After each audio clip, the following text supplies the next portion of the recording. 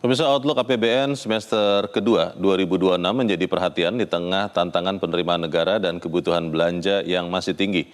Pemerintah memperkirakan defisit anggaran tahun ini ada di atas target awal, meski optimis kondisi dapat membaik seiring dengan perubahan sejumlah asumsi makroekonomi, termasuk harga minyak dunia. Selain itu, dinamika ekonomi global dan domestik juga akan mempengaruhi ruang fiskal pemerintah hingga akhir tahun.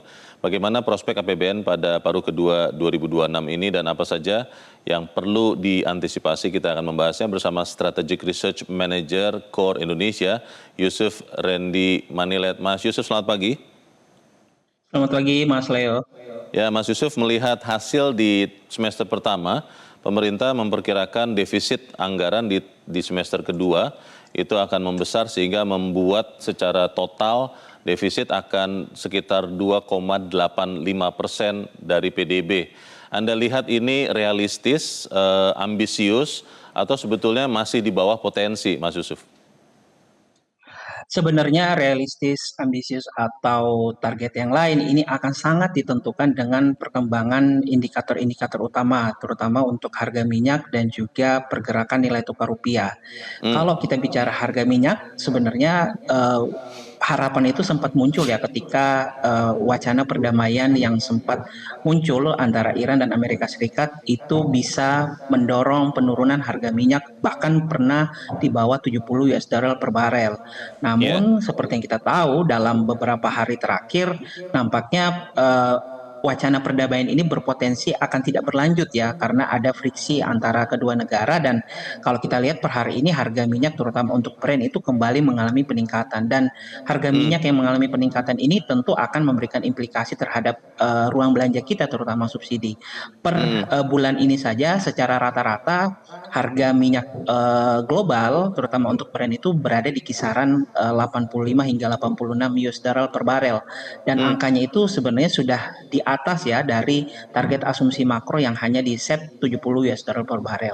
Jadi di kuartal kedua kita perlu semester kedua kita akan perlu melihat gitu ya bagaimana perkembangan perdamaian dari Timur Tengah terutama di Selat Hormuz. Selain dari harga minyak, kita juga perlu memantau pergerakan nilai tukar rupiah.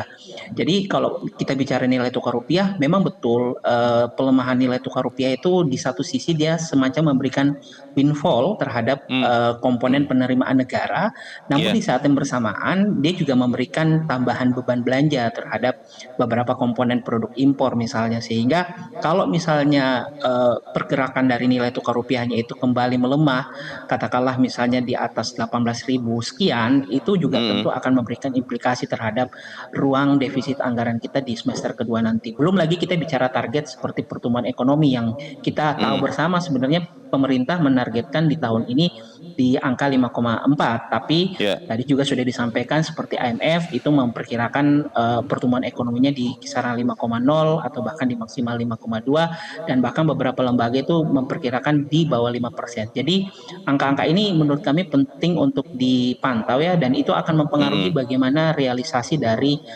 defisit anggaran kita di semester kedua nanti.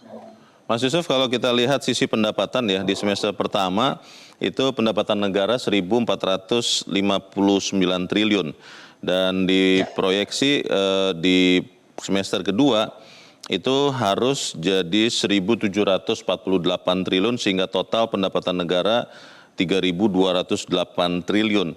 Pertanyaannya, pendapatan ini apakah memang benar akan bisa tercapai karena banyak sinyalemen mengatakan bahwa ekonomi Indonesia relatif sedang melambat sehingga pendapatan pajak pun di semester pertama tidak mencapai target. Anda lihat ini seperti apa, Mas Yusuf?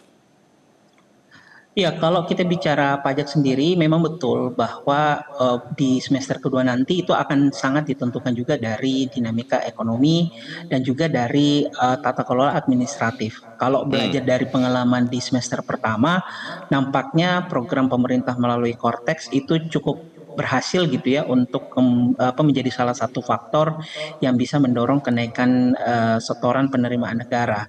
Hmm, Namun yang juga tidak boleh dilupakan untuk penerimaan negara, penerimaan pajak itu juga sebenarnya menikmati hasil kenaikan harga komoditas ya, terutama yang terjadi di semester pertama kemarin.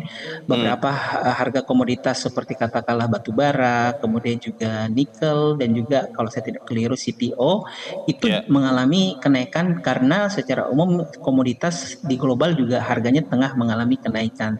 Jadi saya kira memang ada faktor windfall yang berperan pada kenaikan penerimaan negara di semester pertama dan juga hmm, berpotensi akan ikut berlanjut pada penerimaan negara di semester kedua nanti. Nah, hanya saja ini juga akan tergantung sekali lagi bahwa kalau kita bicara komoditas itu akan tergantung dari permintaan ya, ya. Permintaan katakanlah misalnya negara-negara partner utama kita katakanlah seperti China. Kalau misalnya permintaannya itu tetap baik, itu tentu akan berdampak positif ya, terhadap pergerakan harga komoditas dan pada ya. muaranya ke penerimaan negara. Jadi Oke. kita juga tentu akan menunggunya bagaimana pergerakan ini akan mempengaruhi penerimaan negara secara keseluruhan, Mas Leo. Kalau sisi belanja negara, Mas Yusuf, kita lihat di semester 1 itu tercatat 1.656 triliun. Di semester Ya. kedua itu diharapkan di semester keduanya saja itu belanja negara 2.286 triliun sehingga total 3.942 triliun belanja negara tahun 2026. Ini apakah tidak masih dalam koridor aman batas defisit harus maksimal 3% dari PDB atau seperti apa Anda lihat? Iya, kalau belanja negara kemungkinan akan berpotensi disesuaikan kalau misalnya faktor-faktor dari yang kita diskusikan sebelumnya itu berubah ya, termasuk Hmm, tadi masalah perubahan harga minyak dan juga iya, perubahan dari pergerakan nilai tukar rupiah. Dan yang paling memungkinkan untuk diefisiensikan kalau kita bicara belanja negara, kemungkinan belanja-belanja yang bisa ditunda, seperti misalnya belanja modal, kemudian juga belanja barang. Nah, yang patut juga menjadi perhatian sebenarnya hmm, kelompok belanja yang diperuntukkan untuk daerah ya, transfer ke daerah. hmm, Di semester pertama kemarin angka untuk realisasi TKD itu justru mengalami penurunan karena iya, kita paham bahwa ini adalah konsekuensi dari UU HKPD. hmm, Namun setelah ada semacam dinamika ya di daerah, pemerintah protes, nampaknya akan ya protes gitu ya, akan hmm, melakukan penyesuaian juga terhadap beberapa daerah yang dinilai penting untuk kembali di top up gitu ya dana transfernya. hmm, Tapi kita masih menunggu juga nih sampai berapa jauh gitu top up akan dilakukan dan berapa daerah yang akan menerima top up dari pemerintah pusat karena iya, kita juga paham bahwa kenaikan top up ini juga akan sangat bergantung dari tadi seberapa jauh defisit itu akan melebar dari target. hmm, Jadi kalau kita bicara belanjanya sendiri, dinamikanya kalau kami menilainya di semester kedua akan ada potensi kembali realisasi belanja akan disesuaikan mengingat defisit anggarannya juga masih berpotensi melebar kalau misalnya iya. faktor dari geopolitik dan juga nilai tukar rupiah itu kembali mengalami volatilitas ke atas seperti itu. Mas Yusuf, kalau kita lihat 1 Juli kemarin pemerintah sudah menerapkan B50 ya. Itu Ya. disebut-sebut bisa menghemat 140 hingga 170 triliun per tahun karena mengurangi impor solar sekitar 4 hingga 19 juta kiloliter. Tapi kalau kemudian dengan harga minyak mentah yang sekarang minyak mentah dunia yang kembali lagi di atas $70, lalu dengan subsidi yang harus diberikan supaya kemudian mesin-mesin itu bisa dipakai dengan B50, sebetulnya secara kasar B50 ini membantu pemerintah atau memang harus dicermati betul-betul, Mas Yusuf? Ya, kalau kita bicara jangka panjang, tentu ini merupakan salah satu solusi yang patut diapresiasi ke pemerintah gitu ya. Jadi Mm-mm. kita punya bahan baku dan juga bahan baku ini yang kemudian diolah untuk menyelesaikan salah satu permasalahan impor yang memang terutama impor minyak yang kerap kali bermasalah di sisi neraca dagang kita. Mm. Namun juga kalau kita bicara solusi jangka pendek, tentu penerapan B50 di 1 Juli kemarin itu tidak menjadi semacam jalan tunggal atau jalan yang langsung Ya, bisa ya, memperbaiki ya. Baik. Artinya memang ada proses seperti itu, Mas Leo. Mas Yusuf, singkat saja terakhir, secara umum outlook APBN semester kedua Anda lihat realistis, harus dengan berhati-hati atau seperti apa?